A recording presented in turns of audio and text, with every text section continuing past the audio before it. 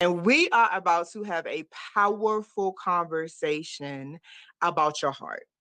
Because here's what I know: women who are healing everything are constantly having to prioritize what to put first.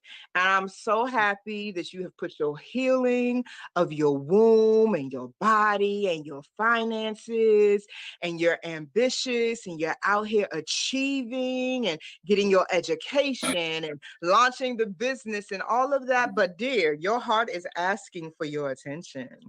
Yes. And your heart has a dream that needs to be fulfilled. And you can have it all. Put that in the comment sections if you resonate with that. You actually can have it all. You can have the success. You can have family. You can have the love life that you are willing to create.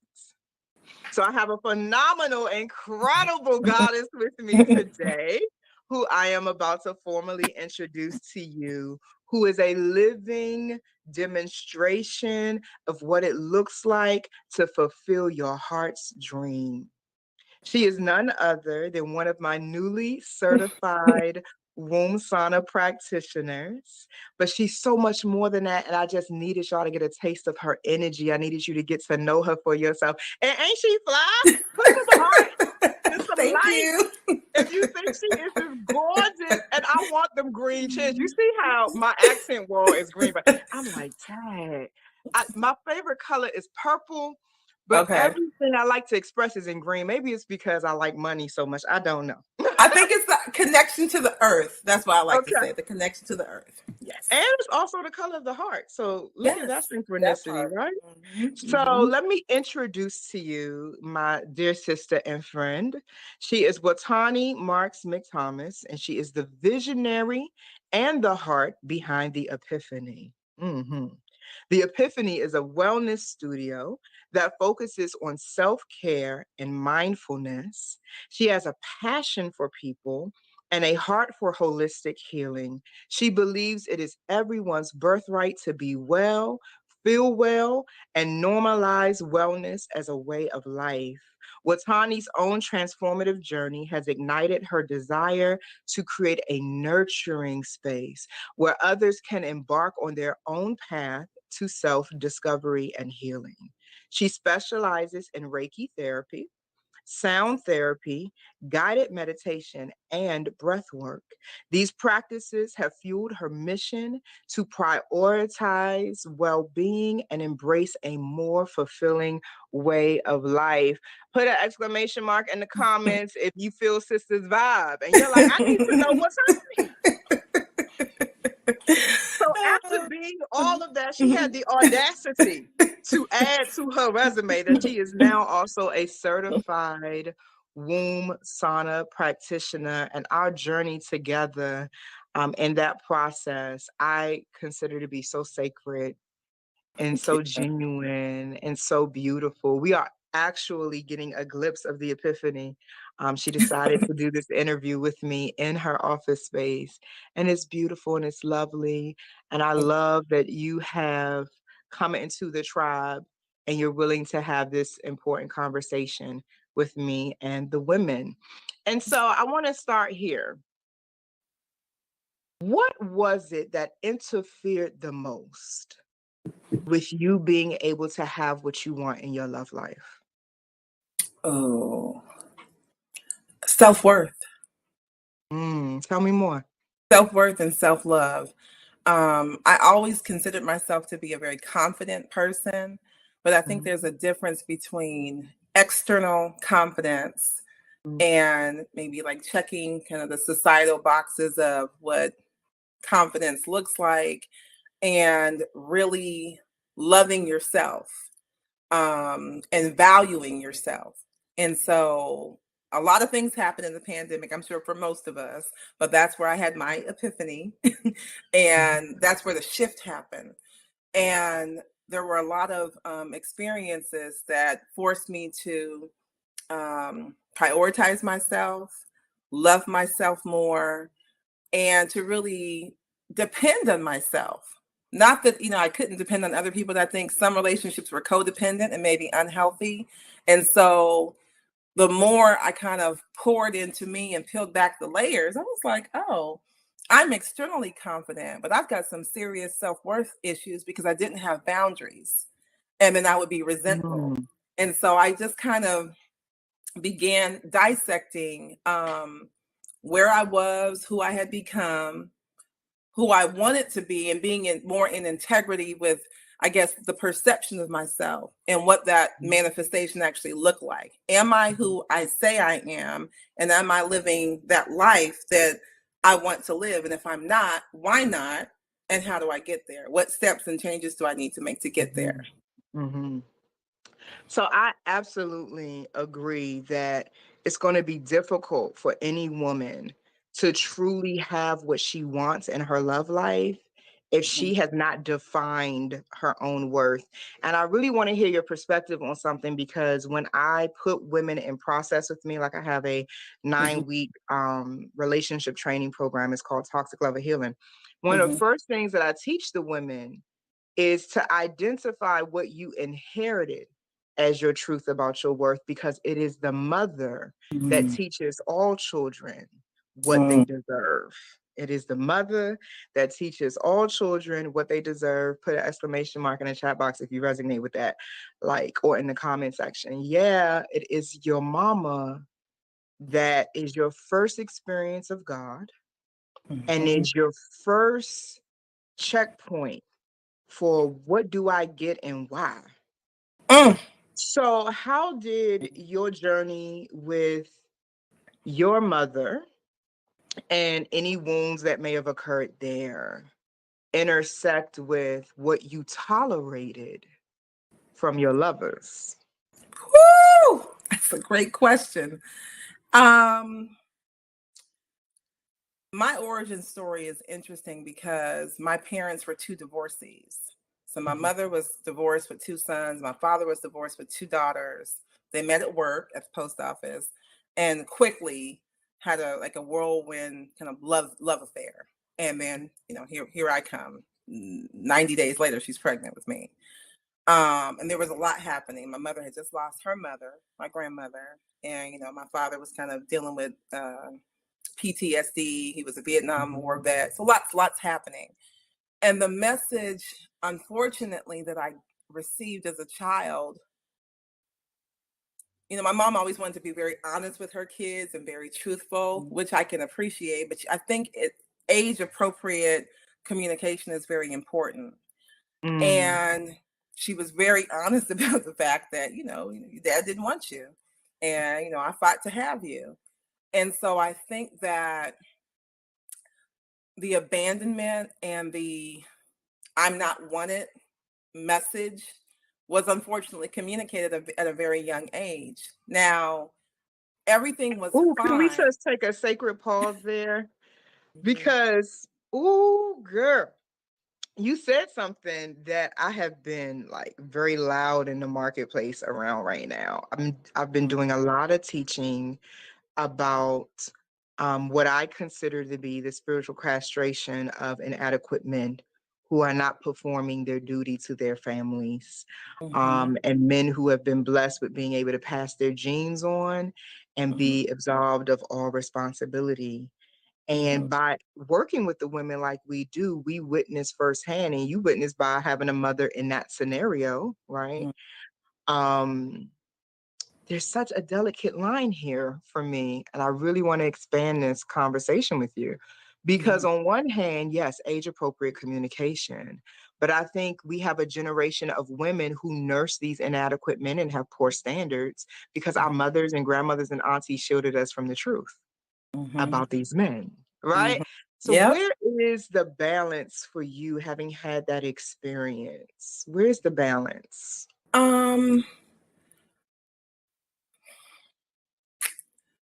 Because is it better to realize, this is how I'm framing it in my tamer typical way. Is it better to realize that your daddy ain't shit at the beginning or at the end?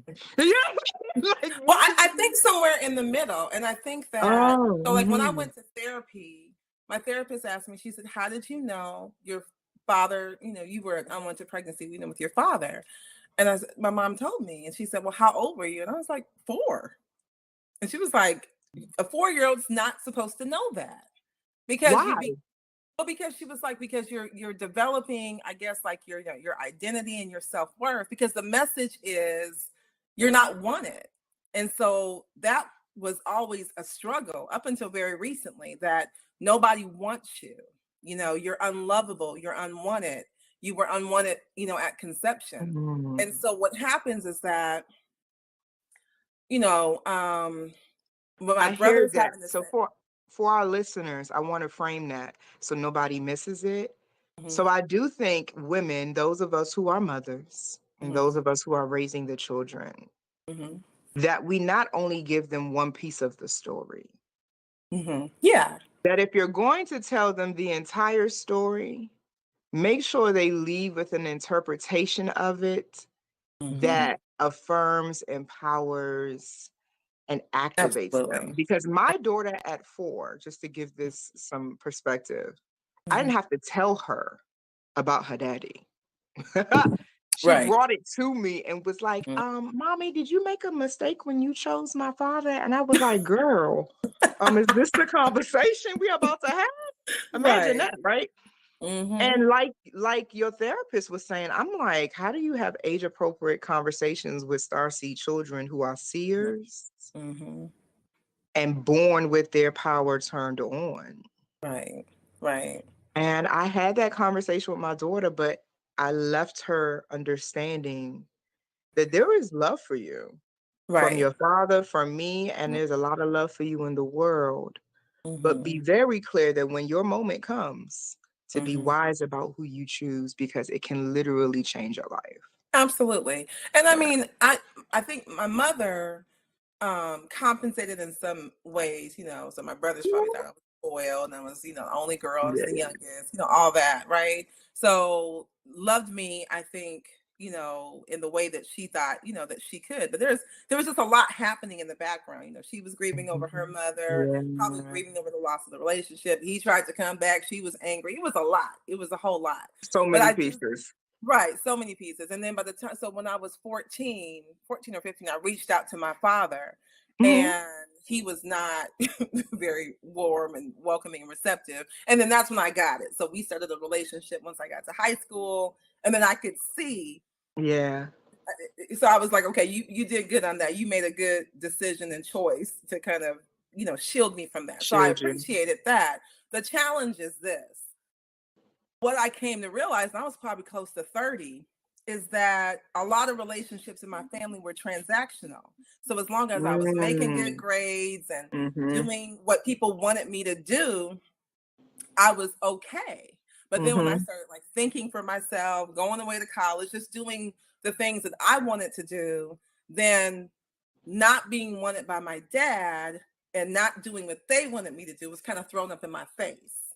And Ouch. those, you know what I mean? So that's where kind of the rub took place, where you're just like, well, am I loved? Am I wanted? Because some, very unkind things would be said in fits of anger, and my brothers, my brother would throw up in my face whenever they got mad at me.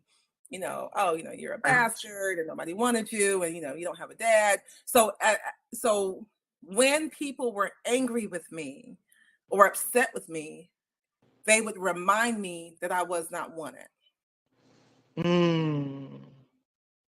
And so, that was hurtful. How did that so while all of that is happening, I'm sure you're also trying to find love and Absolutely. relationship. In all the So wrong how places. does all of that intersect with the kind of people that were showing up in your world? Um, that's a really good question. There was a part of me, or there is a part of me, that I have, morals and principles and ethics. So there's just certain things I'm not gonna, tolerate. I'm not gonna, at 18, 19, I wasn't gonna date a guy because he had money, he was buying me stuff. Because I had very strong personality. I was like, I guess I'm just gonna have to go get a job and work because I'm not putting up with that nonsense. Mhm. But there were, I guess, other things that I tolerated.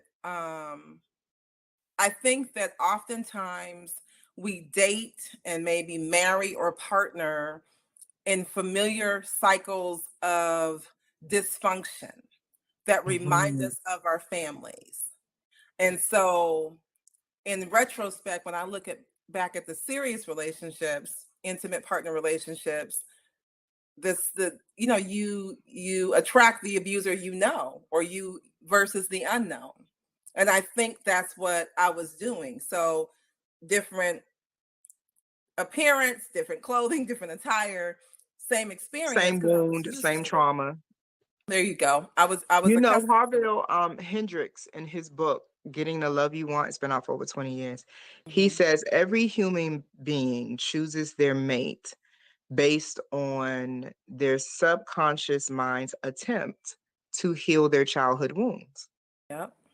And I'm flipping the pages trying to figure out, so how do we not do that? And Right. he's basically like, it is a subconscious mechanism.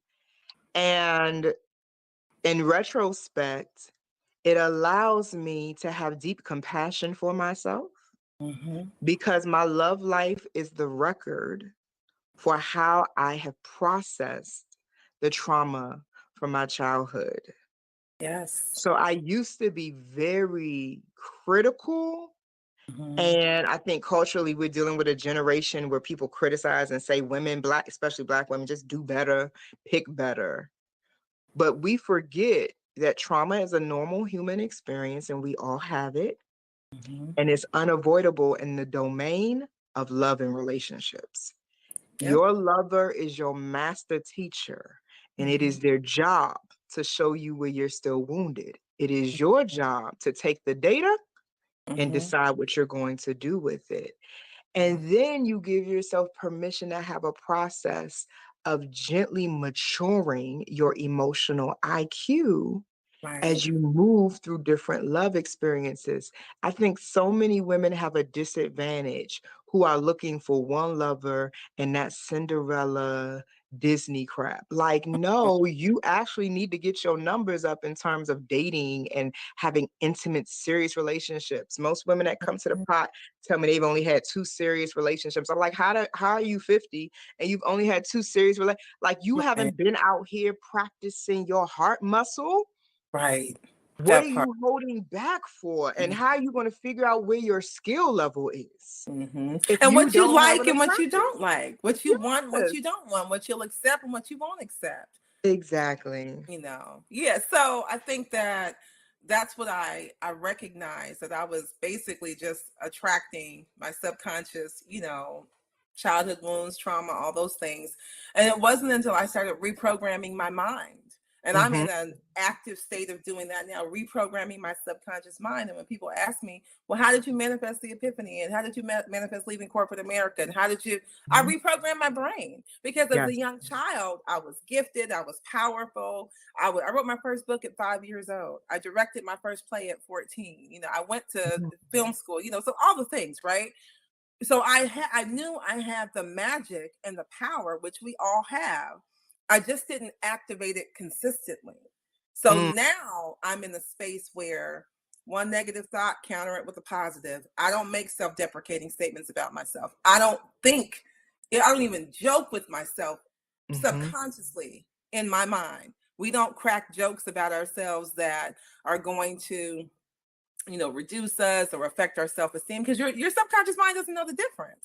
So Mm-mm. now I am creating all of these experiences that are literally in alignment with my vibrational frequency. And I'm big on that, because Yes, literally I walk out the door and every day is magical. And so I every think I day.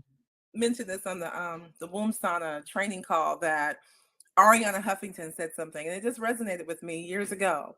She said, I act as if the universe is rigged in my favor every single day. Come on. The universe is rigged in my favor, because we're so programmed to think that, oh, the other shoe is going to drop, or this Hmm. isn't going to last. I don't walk around like that anymore. Yeah. And maybe it's in part because I feel like I've been through a lot. So it's just my Mhm. season. But even with my daughter and with my son and with anyone I come in contact, the universe is rigged in your favor. Good It things really are is. supposed to happen to you and for you all the time. And then it helps you to navigate, kind of the ebbs and flows of life. It's all in how you look at it. There's really no negative and no positive. There's really no good and no bad. It's all about how you perceive things. It's just an opportunity and it's an experience. I love that. And I'll add to that that you are the good thing that is happening. Hello. Like you Yes. are the good thing that is happening. And so I just love that we were able to have this conversation. And I really want the people to stay connected to you because the things that you offer through the Epiphany can help whatever woman is listening to this who knows that it's time for her to do some hard work. It's time for her to really break through some of the things she's experienced that have her thinking about herself and her worth and value incorrectly. And so, Right. what can they actually expect if they come to you for a womb sauna experience and and their intention is to heal their heart? Well, absolutely. The womb sauna method of steaming, I just really commend you for how you do it because as we walk through this process, I was like, oh, wow, these are all the things I do plus this. So Mhm. that's where it intersects for me. So obviously, the Reiki, and the energy work and like you said, the color therapy, just incorporating all of those things that we're Mhm. already doing, whether it's sound healing, whether it's vibrational or whether we're working with tuning forks, whatever that energy is calling for. That's really how we respond. Mhm. You can read the intake form and how you're going to administer, I guess, and what herbs and things of that nature, but you don't know energetically until the person really shows up and where are they at and what is it that they need, and just pouring that epiphany experience into them while they're healing their womb. Heal your heart, heal your womb. I love that. So just to reinforce what Watani is saying, your experience in a womb sauna session with her for any woman listening. And what area are you in, Watani, so they know? I am in Winston-Salem, North Carolina, and we do service the Triad area, but we have an Epiphany mobile experience, so we will come to you. We doing this worldwide, ladies. We are in 17 Yes. different countries. It's incredible. So for those of you who may be new to the womb sauna and this movement that is happening, we offer so much more than a steam. My students have a plethora of tools that they come into the program with, but they also have a plethora of modalities that they learn that creates what is called the womb sauna experience. And so you're going to get all of that. You can get all the juju. You can get all of the juju. But most importantly, it is rare and has never occurred that a woman experiences the womb sauna and leaves that experience the same. You're listening to this because something in the title, something in the energy called you to this conversation. It is not a coincidence.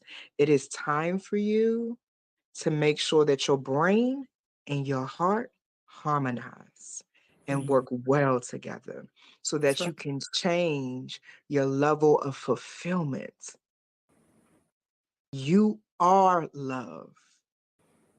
So if you're listening and you've been on a quest to try to, find it, what you're really looking for is yourself. And by saying yes to the womb sauna experience, you are saying yes to meeting that next version of you that is ready for everything you're asking for. So we invite you to come into process with Watani, who is a certified womb sauna practitioner. She is trained in my method of yoni steaming. She is trained in using the tools, the equipment, the remedies, the energy healing modalities that we have curated.